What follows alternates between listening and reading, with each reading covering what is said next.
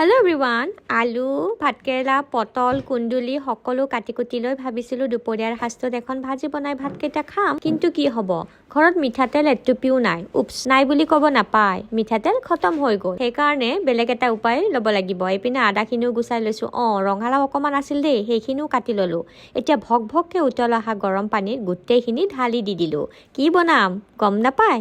পাব ৰ'ব বইল বনাইছোঁ আজি বইল খাম শহুৰৰ পুতেকক তেল আনিবলৈ কৈ গালি খোৱাতকৈ আজি বইল খোৱাই ভাল হ'ব জোখমতে নিমখ দি দিছোঁ আৰু আদাখিনি যে থেতেলাই লৈছিলোঁ তাৰেও এচামুচ দি দিছোঁ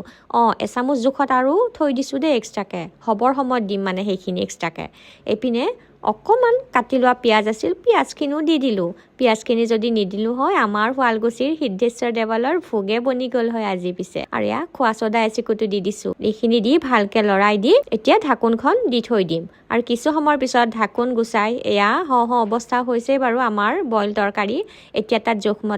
জোখমতে নহয় আগতেই দি দিছোঁ নহয় এতিয়া আৰু অকণমান আদা দিলোঁ লগতে জলকীয়া যে উলিয়াই লৈছিলোঁ কেঁচা জলকীয়া কেইটা সেইকেইটাও দি দিলোঁ ঘি এচামুচ দিছোঁ অৱশ্যে পৰিমাণ কম বেছি কৰি ল'ব এতিয়া বাছ ধুনীয়াকৈ ভাত সাজা বাঢ়ি ল'লোঁ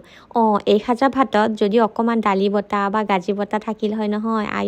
কেনেকুৱা মজা লাগিল হয় পিছে উপায় নাই তেতেলীৰে কামটো চলাই দিম আৰু দুপৰীয়াৰ ভাত সাজা খায়ে আবেলিলৈ ওলালোঁ মণ্ডল অফিচলৈ বুলি শুৱালকুছি জিলা পৰিষদৰ জয়ী প্ৰাৰ্থী শ্ৰীযুত ধীৰাজ মহন্ত ডাঙৰীয়া শুভেচ্ছা দিবৰ বাবে আৰু তাতে সকলোকে লগ পাই খুবেই ভাল লাগিল প্ৰথমবাৰৰ বাবে কিছুমান নতুন অভিজ্ঞতা হ'ল আৰু এনেকুৱা বহু অভিজ্ঞতা আৰু হ'ব আৰু বহুতে সম্বোধন জনায়ো আছে তেওঁক বাছ ভিডিঅ'টো আজিলৈ এইখিনিয়ে কেনেকুৱা পালে জনাব লগ পাম আকৌ আন এটি নতুন ভিডিঅ'ত আজিলৈ আহিছোঁ বাই।